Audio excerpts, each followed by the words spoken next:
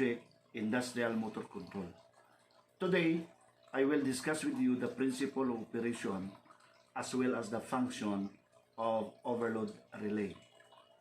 Now, in our previous videos, I demonstrated or illustrated to you the diagram of the power circuit. You have the circuit breaker, you have the main contacts, then you have the overload relay or the overload heater, and then the electric motor. Okay, that is in the power circuit. Now, why is it that there is an overload protection? There is an overload protection. This is to protect your motor from any damage when there is an occurrence of overload. Or shall we say there is an overload in your motor. So if you will not remove this too much load, then a tendency that your motor will burn or shall we say will be damaged. So in order to protect your motor from any damage when there is an overload, then there is a need for you to connect or install an overload relay. Now remember, in a magnetic starter, the magnetic across the line starter, even without an overload relay, you have the push button, then you have the magnetic contactor. Without an overload relay, still the motor will run. But in the absence of the overload relay, then there is an overload happen, then your motor will be damaged. The breaker will only trip when the windings are already burned. So there is really a need for you to have an overload relay. Again, overload relay, that is considered as the overload device. Now I'm going to explain to you the principle of operation of overload relay. Then I have here, before I let you see the actual appearance of the overload relay, I have here this one, no? You have your circuit breaker here, you have the main contacts, and then you have your overload relay. This is a heater, no? The symbol, of course, that one. In the diagram that I illustrated. So inside, this is how. You have your thermal here, thermal relay. Now this thermal relay is the one responsible. This is this kind of device or part is called bimetal. So when we say bimetal, the characteristic of this particular part is when it is heated, it will move. No, it will move. Okay? So, you have your here, you have your thermal here, or the thermal. The bimetal. You have the bimetal. And this is being wrapped by a heater. So, let us see, you adjust this to 5 amperes. Because there is an adjustment in the overload relay, like this one. Oh, this is your overload relay. This is the adjustment. This overload relay is good for 24 amperes, 36 amperes, and 30 amperes. So it depends on the full load current of your motor. Then you will adjust this. Okay.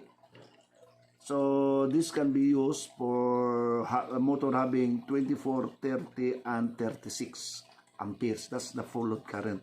So you have here your overload relay. This is only one type or one brand. You have also another brand here, and then you have also another brand. Now there are overload relay that having only 2 wires or 2 leads. The other one is bypass. Then that is what we call 2 elements. Now this one is 3 elements. Why? Because in three phase, what you are going to do in three phase is if the 2 lines are already disconnected from the circuit, even one line is still connected, the motor already is safe. The motor is already stopped. But only if out of 3 phase, out of 3, only one is disconnected and the other 2 are still, there are still current, then a tendency that your motor is open phase, and then again, the winding might be born if you will not fix the trouble.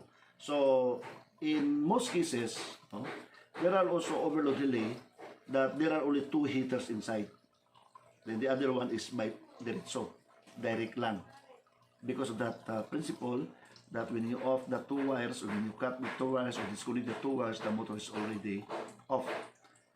So here, So as illustrated to you, no, you have your heater here, and then you have your thermal, and then this portion here is your what we call overload contact. This is found in your magnetic, or rather in the overload relay. So like for instance this one, these are your contacts, overload contact.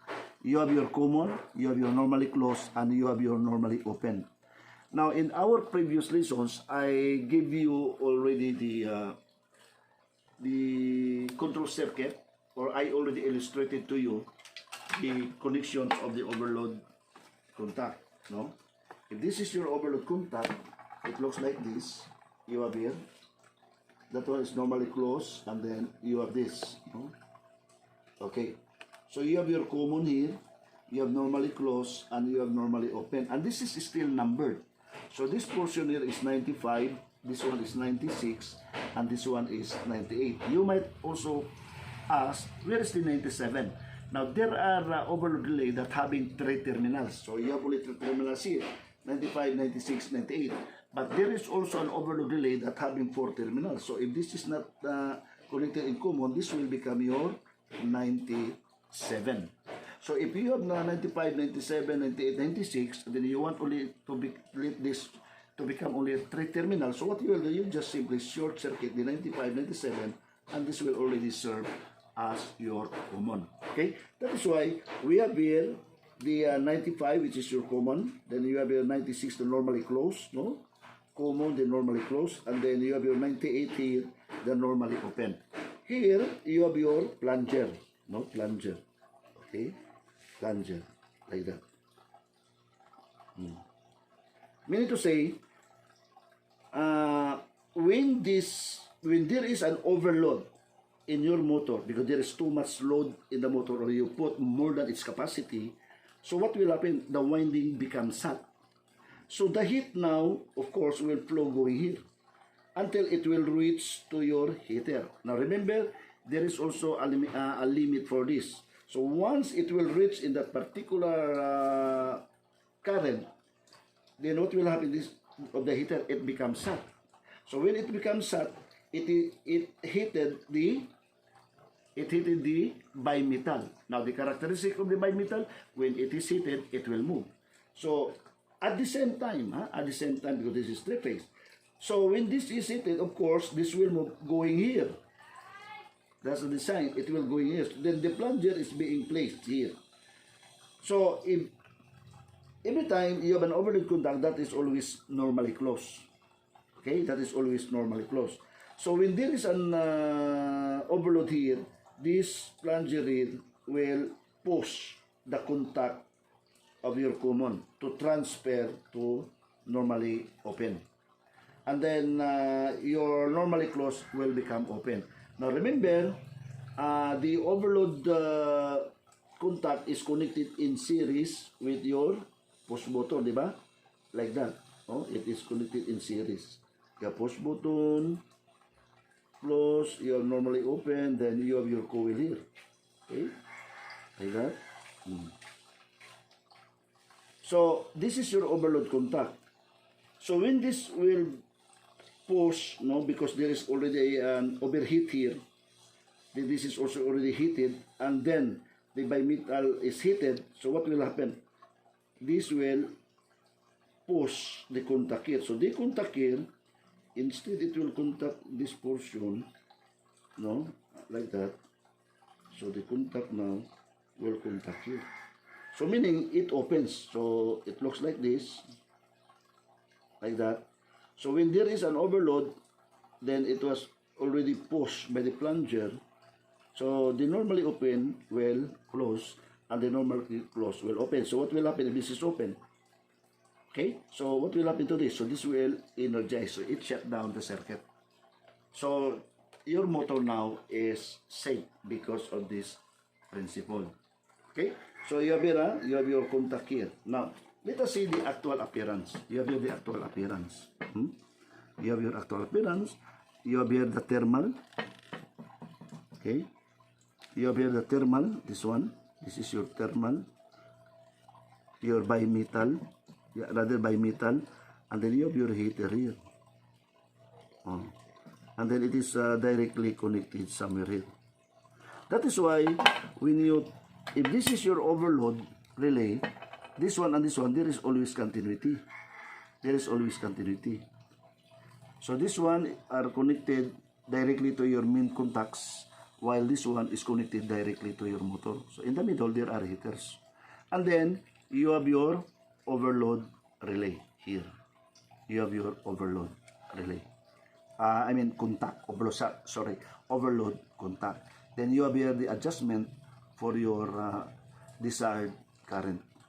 Okay, now this kind of overload is different from here. You will observe here that there are coil of wire. But if I'm going to open this one, there are no wires. Okay, there are no wires. So what particular part here that serve as the heater? This one. This one. Can you know? This one. This one. This will serve as the heater. So when it is heated, of course, the bimetal is heated. You have here the plunger. This one. No? This will push. Look at that. Look at that. Oh, diba? The contact here. Where is the contact? Here. Look at the contact, ha? I will reset. You have here the contact. So when this is heated, then it will move.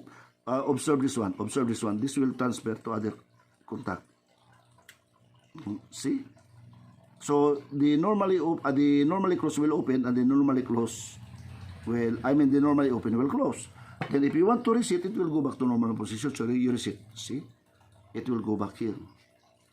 So you have your thermal here. You have your bimetal. You have the plunger. You have here the normally close. This is your 96. Then this center here, you have your 95.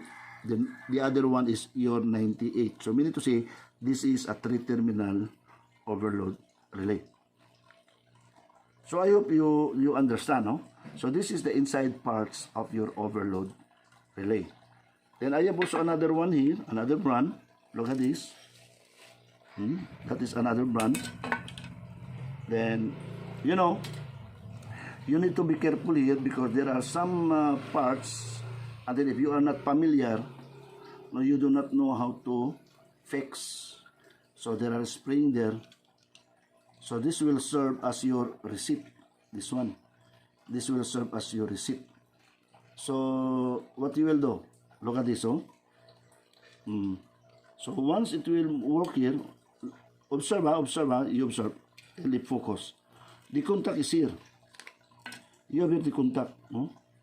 The other brand is in the lower. Here is in the upper. So you have your normally close here. So when this is heated, this will move. Excuse me. But okay. Again. That is why be careful on this. No? But anyway, when it is covered, no problem now. Okay. So there is a spring tension because when you do like that, it will go back to normal position. Okay. So that is already normally closed. So when this is heated, so what will happen? This will, the plunger here in the form of mica. The insulator, the brown one here, that is mica insulator. So it will put like that. Observe this, Observe this one. See? The contact transfer here. So if you want to reset it, it will go back to normal position. So this is your overload contact. Now, usually, if the breaker is not off, when there is already hot windings, this contact here will serve as your fuse. So this will be damaged here. Here, no damage found here, but here, there is damage. Okay? So, if the overload contact is already damaged, then the overload relay is already useless. Remember? When this is already damaged, burned because maybe too much current, so what will happen? This will burn, and then this overload relay is already useless. You cannot fix this. You cannot replace this. You better replace the whole thing. So, yes, a while ago I told you there are 2 elements and 3 elements. So, this portion you can only find 2, 1 and 2. Where are the other one? This one. So, it is connected directly. So, this already become a 2 element. Meaning to say there are only 2 heaters inside. Okay? As what I have told you, that 3-phase, you just simply off the 2 wires, then the motor is already de-energized from the circuit. Now, you need also to be careful when you return this. Okay, that is how we open. You do like that. And then the screw here are very small. You have here the 2 screw. That one. Okay. Yeah. And then you will use a small screwdriver. You have this.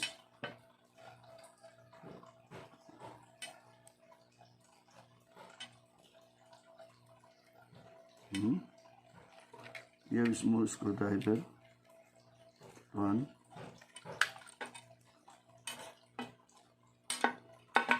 Ano those are? Here. The other. Now be sure that all the screws are properly returned. Huh? Are properly returned. Okay. So that is it. So it is already closed. Okay. Then we have also another one here. You also close this.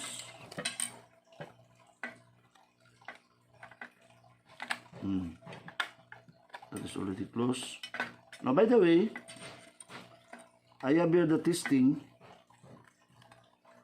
Okay, I will explain this, no? If you want to test, normally open, normally close of your heater or your overload contact, this is the one that you will touch.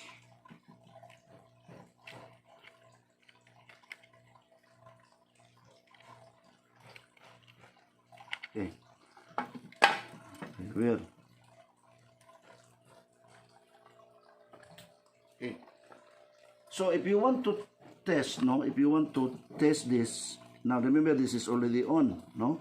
If you want to test, you just slide this, oh. Then the contact now is transparent to the other contact.